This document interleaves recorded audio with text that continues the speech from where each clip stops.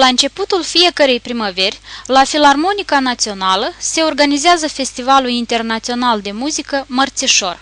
În anul acesta, în perioada 1-10 martie, în cadrul Festivalului Mărțișor au fost susținute diverse concerte.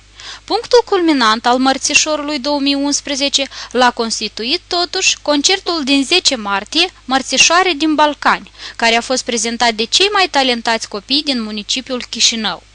Concertul a fost constituit din cântece și dansuri naționale ale diverselor popoare din Balcani și din Europa. Pe scena împodobită de sărbătoare cu flori, rând pe rând, au evoluat soliști și dansatori care au prezentat cântece și dansuri dedicate primăverii și mărțișorului. O trăsătură specifică a concertului a fost evidențierea tradițiilor naționale ale mărțișorului în diferite țări: Moldova, România, Bulgaria, Grecia, Ucraina, Rusia, Belorusia. Concertul a avut caracter de binefacere și a fost sponsorizat de compania StarNet.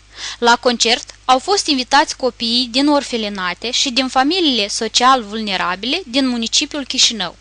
Accesul a fost liber și concertul a putut fi vizionat și de alți doritori. La sfârșitul concertului, doamna Aurelia Salicov, șef serviciu relații cu publicul al companiei StarNet, i-a felicitat pe toți participanții la concert și pe spectatorii din sală cu ocazia Mărțișorului 2011, iar doamna Angela Ganea, reprezentantă a Direcției pentru Protecția Dreptului Copilului a Primăriei Municipiului Chișinău, a mulțumit companiei StarNet pentru contribuția importantă la asigurarea și organizarea impresionantului concert.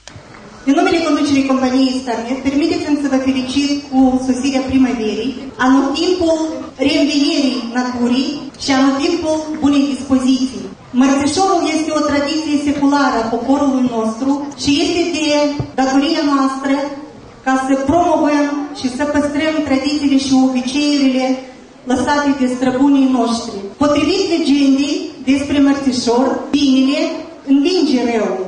Și compania StarNet, în parteneriat cu bunii săi prieteni de la Filarmonica Națională Serghei Lunchevici și Direcția pentru Protecția Copilului a Primăriei Municipiului Chișinău, a dorit să facă bine în această zi frumoasă de primăvară, să organizeze acest spectacol extraordinar, creându-vă dumneavoastră bună dispoziție și sărbătoare.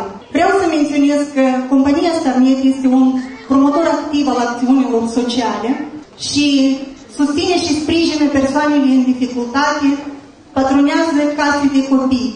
În șirul acțiunilor promovate de către compania StarNet se înscrie și acest concert de binefacere.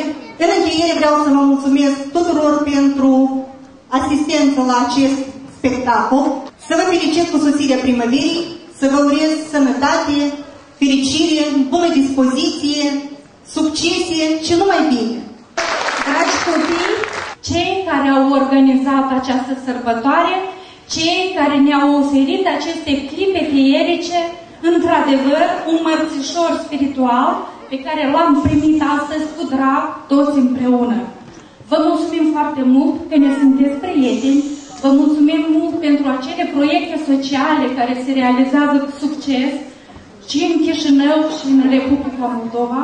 Mulți ani, multă sănătate, realizări în continuare și dea Domnul să vă aibă în pază în permanență pentru a fi alături de noi, cei care suntem prezenți astăzi aici.